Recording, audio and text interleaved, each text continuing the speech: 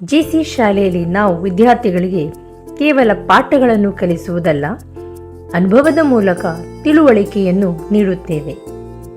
ವಿಶೇಷವಾಗಿ ಸಮಾಜ ವಿಜ್ಞಾನ ಪಾಠದಲ್ಲಿ ನಾವು ಬಳಸುವ ಒಂದು ವಿಶೇಷ ವಿಧಾನವೆಂದರೆ ಸಂದರ್ಶನ ವಿಧಾನ.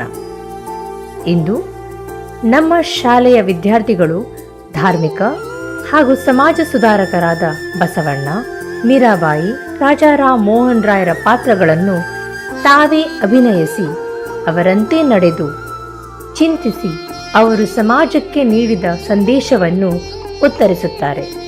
ವೇದಿಕೆಯಲ್ಲಿ ಒಬ್ಬ ವಿದ್ಯಾರ್ಥಿ ಆ ಮಹನೀಯರಂತೆ ಕುಳಿತುಕೊಳ್ಳುತ್ತಾರೆ. ಉಳಿದ ವಿದ್ಯಾರ್ಥಿಗಳು ಕುತೂಹಲಭರಿತ ಸಂದರ್ಶಕರಾಗುತ್ತಾರೆ. ಸಂದರ್ಶಕರು ಕೇಳಿದ ಪ್ರಶ್ನೆಗಳಿಗೆ ಅವರು ಕೇವಲ ನೆನಪಿನ ಮಾತುಗಳನ್ನು ಅಷ್ಟೇ ಹೇಳುವುದಿಲ್ಲ, ಚಿಂತಿಸಿ ಅರ್ಥೈಸಿ ಅಭಿವ್ಯಕ್ತಿಸುತ್ತಾರೆ. Namaste Meerabai ji, I want to ask you a question. What message did you want to give through your devotional songs? Through my bhajans, I wanted to spread the message of true love and pure devotion for Lord Krishna. Accumulatively, how did you find courage to stand alone in the society? Yes, it was a sacrifice, but for me, the God is a greatest comfort than the royal life.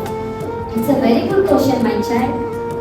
ಈ ಚಟುವಟಿಕೆ ಮಕ್ಕಳಲ್ಲಿ ಸಂವಹನ ಕೌಶಲ್ಯ, ಆತ್ಮವಿಶ್ವಾಸ, ವಿಮರ್ಶಾತ್ಮಕ ಚಿಂತನೆಯನ್ನು ಬೆಳೆಸುತ್ತದೆ. ಮುಖ್ಯವಾಗಿ ವಿದ್ಯಾರ್ಥಿಗಳು ಅನುಭವಿಸಿ ಪಾಠವನ್ನು ಅರಿತುಕೊಳ್ಳುತ್ತಾರೆ. ಇದು ಕೇವಲ ಪಾಠವಲ್ಲ, ಇದು ಜೀವನ ಪಾಠ. ಜೆಸಿ ಶಾಲೆಯ ವಿಶೇಷತೆಯೇ ಇದು.